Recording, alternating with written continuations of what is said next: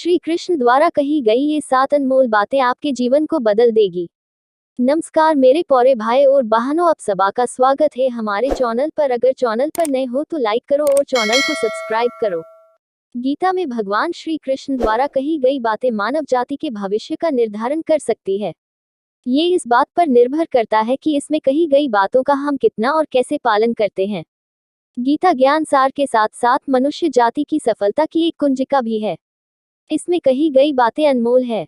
आज के इस वीडियो में हम आपको भगवान श्री कृष्ण द्वारा कही गई 7 ऐसे अनमोल वचन के बारे में बताने जा रहा हूं, जिसे आत्मसात कर आप जीवन की किसी भी बाधा को दूर कर सकते हैं। 01 कोई परिपूर्ण नहीं है। जगत में प्रत्येक व्यक्ति में किसी न किसी प्रकार की निर्बलता अवश्य होती है। जैसे कोई बहुत तेजी से दौड़ नहीं पाता तो कोई अधिक भार नहीं उठा पाता। कोई असाध्य रोग से पीड़ित रहता है तो कोई पढ़े हुए पाठों को स्मरण में नहीं रख पाता। ऐसे अनेकों उदाहरण और भी हैं।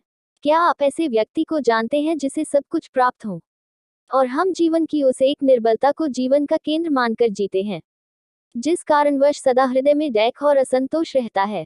निर्बलता मनुष्य को जन्म से अथवा संजोग से प्राप्त होती है, किंतु उस निर्बलता को मनुष्य का मन अपनी मर्यादा बना लेता है। किंतु कुछ व्यक्ति ऐसे भी होते हैं जो अपने पुरुषार्थ और श्रम से उस निर्बलता को पराजित कर देते हैं। क्या भेद है उनमें और अन्य लोगों में, ये आपने कभी विचार किया है? सरल सा उत्तर है इसका, जो व्यक्ति निर्बलता से पराजित नहीं होता, जो पुरुषार्थ करने का साहस रखता है, हृदय में वो निर्बलता को पार कर जाता है। अर्थात निर्बलता अवश्य ईश्वर देता है, किंतु मर्यादा मनुष्य का मन ही निर्मित करता है। स्वयं विचार कीजिए। 02 वर्तमान में रहना शुरू करें। भविष्य का दूसरा नाम है संघर्ष। हृदय में आज इच्छा होती है और यदि पूर्ण नहीं हो पाती तो हृदय भविष्य की योजना बनाता है।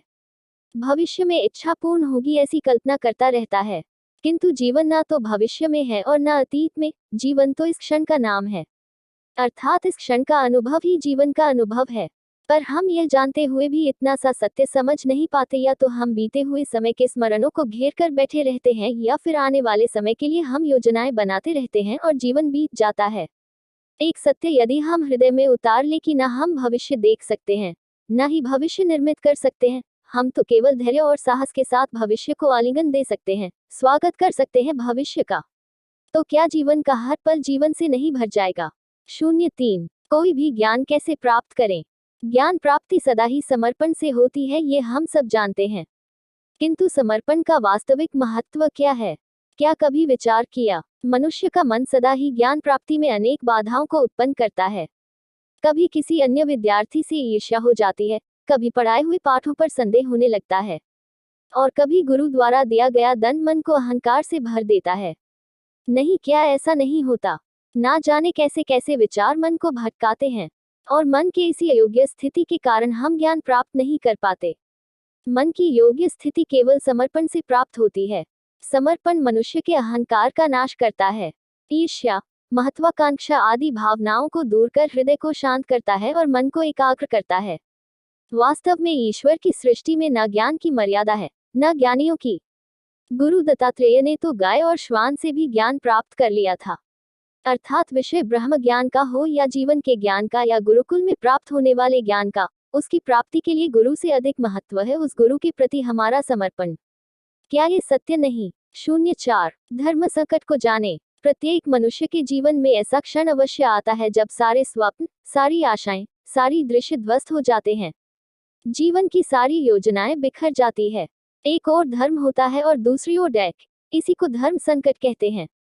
जब धर्म का वहन ही संकट हो और धर्म का त्याग ही डैक हो, विचार कीजिए, कभी किसी स्वजन के विरुद्ध सत्य बोलने का अवसर प्राप्त हो जाता है, कभी ठीक दरिद्रता के समय सरलता से चोरी करने का मार्ग प्राप्त हो जाता है, कभी किसी शक्तिशाली राजनेता या राजा के कर्मचारी का अधर्म प्रकट हो जाता है।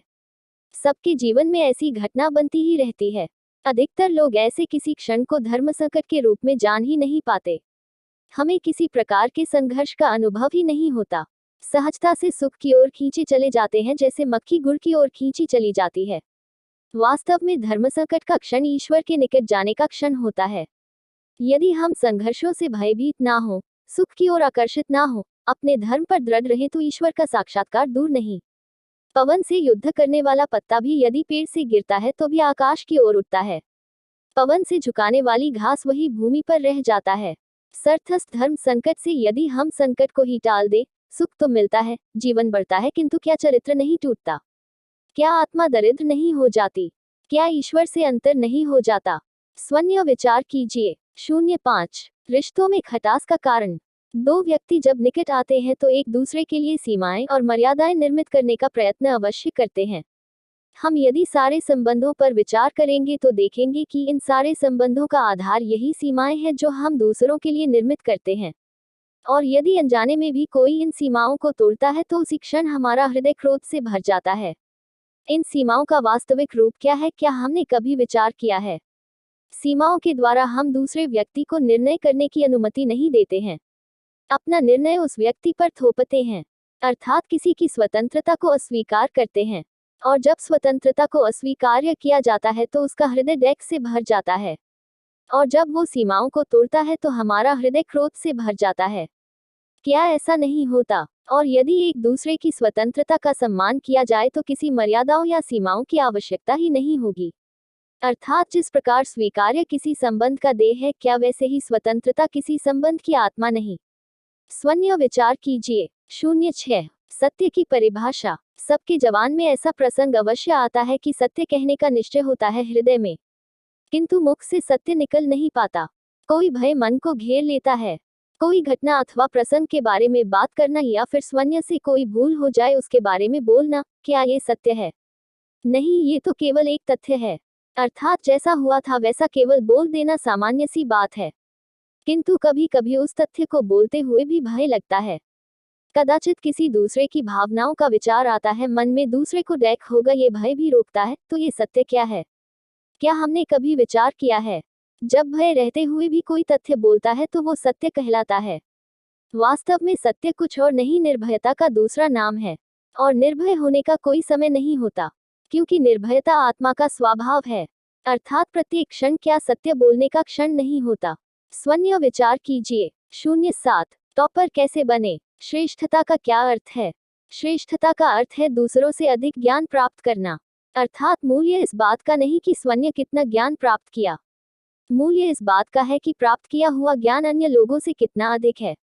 अर्थात श्रेष्ठता की इच्छा ज्ञान प्राप्ति को भी एक स्पर्धा बना देती है। और स्पर्धा में विजय अंतिम कब होती है? कुछ समय के लिए तो श्रेष्ठ बना जा सकता है, किंतु सदा के लिए कोई श्रेष्ठ नहीं रह पाता। फिर वही असंतोष, पीड़ा और संघर्ष जन्म लेता है। किंतु श्रेष्ठ बनने के बदले यदि उत्तम बनने का प्रयत्न करे तो क्या होगा? उत्तम का अर्थ है कि जितना प्राप्त करने योग्य है वो सब प्राप्त करना। किसी से अधिक पाने की इच्छा से नहीं, मात्र आत्मा की तृप्ति हेतु कुछ प्राप्त करना। उत्तम के मार्ग पर किसी अन्य से स्पर्धा नहीं होती, स्वयं अपने आप से स्पर्धा होती है।